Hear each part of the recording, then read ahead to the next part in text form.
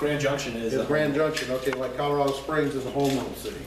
But not all cities, but very few cities actually are home rule cities. Are you a home rule county? I don't know about that. Okay, because that carries another set of, We're statutory. Okay, so you're a pure subdivision of the state. Okay. So, yeah, it all depends. You gotta look, first have to go through and see what all the relationships are.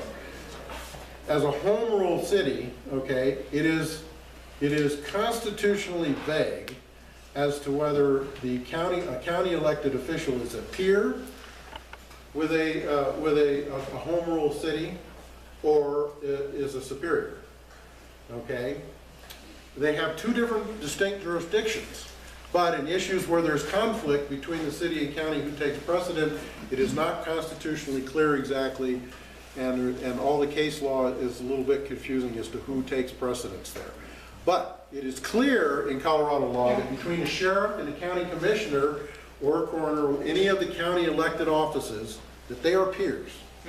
Okay, the county gets to control the sheriff's budget. The commissioners. I mean, yeah, the commissioners control the sheriff's. The sheriff has to report to the county commissioners for budgetary purposes, okay? But for all issues of law and authority and who has, they're just like the separation between the executive, the legislative, and the judicial in state government or federal government. They're peers. They are co-incident branches of government, okay? But it's just like Congress sets the budget, just like the commissioners set the budget for the other branches. See, Yes. it has a parallel construction in formation, how they work. So, but Congress does not take precedent over the president, does not take precedent over the judiciary, and vice versa. Okay, Yes. that answer your question? So it's constitutionally vague, so whoever wants to fight Between it. the city and county, it's constitutionally vague. It's not constitutionally vague between the sheriff, their peers. And so, on any particular, except for issues of budget, the budget has to be proposed by, the sheriff can propose the budget, and the commission disposes the budget of the office of sheriff. But let's So- say like hypothetically, if there was a gun confiscation issue within the county and the sheriff didn't want to enforce it and the city council and the police chief did. Well, like I said, again, it's a home rule city, it's within city jurisdiction, there's no confusion about city-county jurisdiction, then it's a city issue, and the sheriff can state a policy for the county, right? And then use pressure to enforce his policy in the city limits, but he can't, in a home rule city, he can't directly step in and say, you have to do this. Yeah, absolutely. So it's, like I said, you would probably create a lawsuit. You'd have to create a lawsuit situation to get it adjudicated, where there's a conflict. The sheriff stepped in, took action to overturn or change, direction of the city police chief or whatever, and then they're now at issue and it goes through the court system. Jeff, who is empowered to arrest the sheriff? The assessor, the In that coroner, county. I mean, in the county. anyone can make a citizen's arrest if he's out of law. Oh, yeah, Right. yeah. But to carry the authority of the sheriff in doing so, you need one of his peers, a county commissioner, county assessor, county. In Mesa County, the only one that can do it You're is making Pat nervous over there. the coroner. Right. Yeah. And usually it's designated. And if it's state law, the attorney general can arrest the sheriff. But, yeah, that's constitutionally iffy as well, I agree. okay? That's not necessarily, You can make and I don't know if it's ever happened in Colorado, it's been actually adjudicated, but that's also constitutionally iffy as to whether, because the attorney general, in effect, is a subordinate official in the county, okay? If he shows a state jurisdiction for arresting the sheriff, yes. But if it's a county issue, he can't come in if the sheriff has violated, quote unquote, some law of the county or ordinance of the county or issue, whether the state attorney general can come into his county and arrest him. He has to have one of his peer officials in the county arrest him. the state attorney general might prosecute the case because that's within his jurisdiction as executive authority. He's an executor of laws, right, not an enforcer of laws. Exactly. Okay. Yes. Who has the authority to call a common law grand jury? Citizens. Just any citizen? All citizens. All citizens can come together and form a common law jury. Well, what Grand I've seen jury. with common law juries, I agree that we have that right, but then when you get up to the, Yeah, well, getting it enforced is the problem. huh? Getting enforcement orders from a common law grand jury is the problem. They poop all you off. Yeah, well, but that's, again, it's both a problem of ignorance, history, and training. And that's, until we have both smarter citizens and smarter elected officials, I mean, this is the battle that's going on everywhere, just like with the Continental Congress, and We the People movement. I think that the district attorney convenes a grand jury and will indict, just like Will First did with the undersheriff in the 22nd Judicial District. But when you're talking about, that's a statutory, that's how the grand jury is convened properly in the state of Colorado. Now, I think is what you're talking about when you say common law.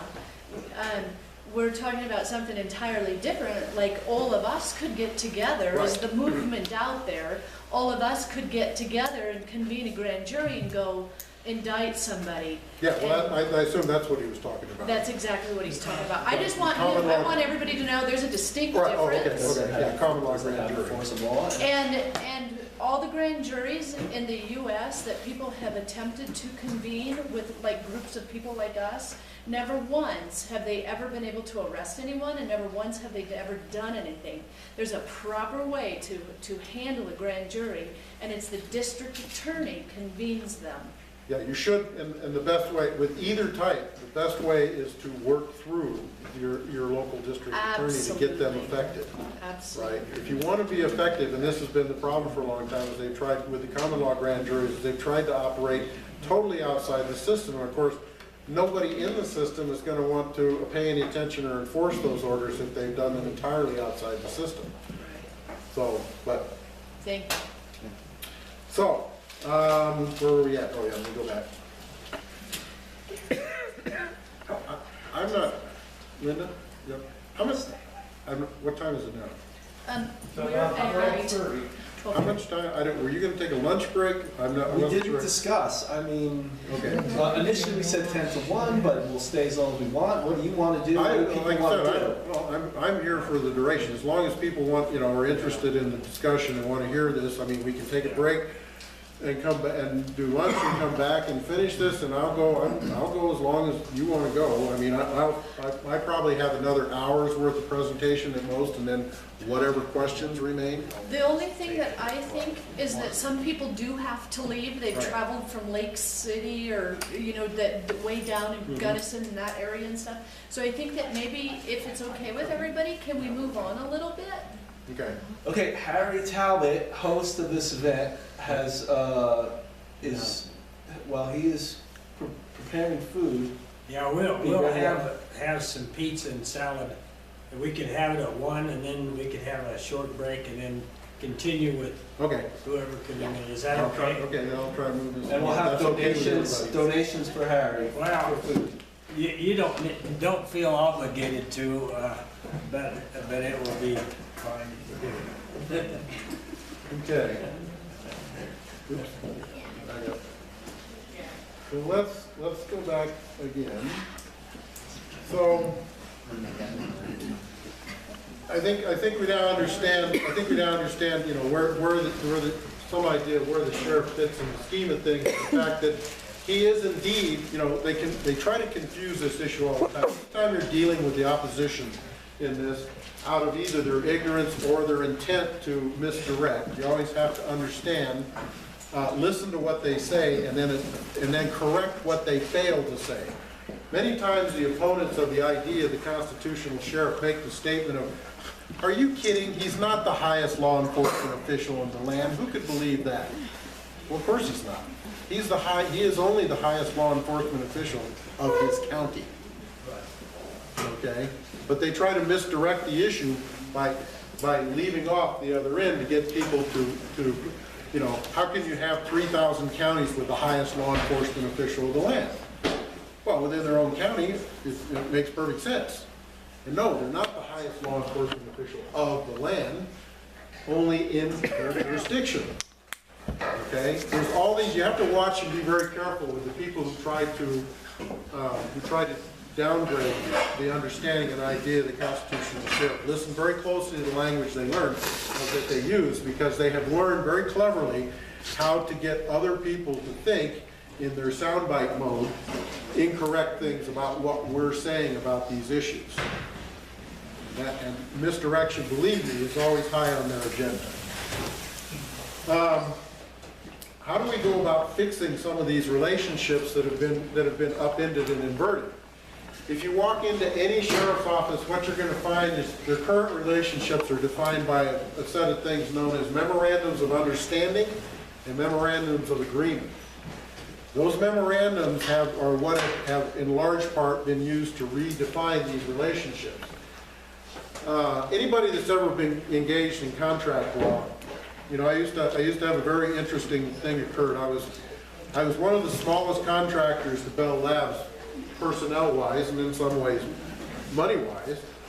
But I was the only independent contractor in the history of Bell Labs up to that point that negotiated his own contract with Bell Laboratories. All the other contractors, the Arthur Andersons, the EDSs, the Perot Systems, Deloitte and Touche, AT&T would hand them a 50-page contract, and they'd either sign, you know, with amounts and everything, and they, I guess, checked it for spelling, and either signed it and handed it back, right, or didn't have a contract. Well, I said, they handed me a contract, and I went through it, and I started Xing things out and crossing. I said, I don't like this, no, I'm not going to accept that, right, and going through an initial. And I get a call from the then I initialed it and sent it back, and I got a call from the procurement officer, and he goes, what are you doing? I said, well, it's a contract. Yeah, well, oh, what, I was just supposed to sign it? I said, well, I don't accept those clauses. I said, that's not a contract. He goes, well, you can't do that. And I said, what do you mean I can't do that? You understand what a contract is? I go, it's a mutually beneficial document between the parties. It's not the document you dictate everything to me, right? They couldn't believe this. And he was about, okay, well, I guess you can't do business with us. I said, well, why don't you go talk to the vice president of engineering at Bell Laboratories? He wants me as a consultant. He wants me as a consultant. I don't only have financial terms, but I have technical, legal terms, contractual terms as well. And by the time, an hour later, when he called me back and said, okay, let's talk about these things, after he talked to the vice president of Bell Labs, we negotiated a contract. Well, that's, in large part, what's happened with these MOUs and MOAs is basically the feds walk in, they slap down a memorandum of understanding or a memorandum of agreement on the table and tell the sheriff sign it. And that's how we're going to operate together. And so over the years, as this has slowly progressed with all the different MOUs between all the different agencies, and what you have is that's how they've slowly, incrementally inverted the relationship. So the first thing that I recommend for an actual constitutional sheriff to go in and do is sit down, not only look at his budget, but look at his operating agreements and understandings with the other agencies, both state and federal, to understand what corner he's been put in by past sheriffs. And of course, as a newly elected official, you're not bound to those past agreements and understandings that were signed by other sheriffs elected by other people at other times. You are your own sheriff elected by the people of the county at this time. And your relationship with those agencies is defined by you as a sheriff and the people who elected you. So, under getting that review, and that's one of the things, I have a list of questions and I was going to send it to, I didn't know if I'd sent it to you already. I had sent to several of the groups on the eastern slope for their sheriff elections a list of 9 questions to ask all of their sheriff candidates when it comes to the issue of constitutional sheriff, to fully understand, you know, where they stand on the issue. So I'll send those to you, and they might be helpful for the races on this side of the slope as well, because they deal with questions like this, you know. Will you commit, I'm not putting you on the spot here, Pat, but will you commit to, in the first 6 months, or whatever is reasonable, right, of reviewing all of those MOUs and MOAs to understand exactly what box the feds have you in Mesa County, or any of the counties of Colorado. Or what they think they have you in, Right, or what they think you have, right. until you're ready to stand up. Well, you think that you're in. Right. Yeah, right, everyone else thinks you're in.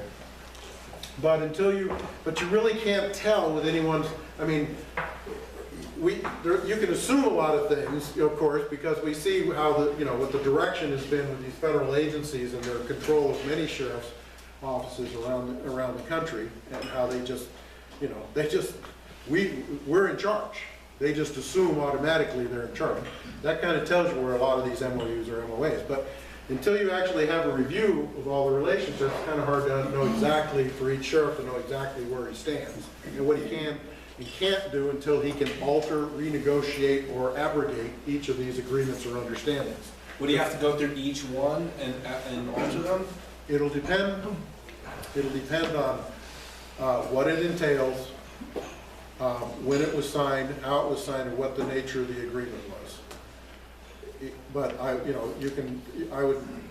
would recommend starting with the most heinous federal agencies and work your way down to the state agencies.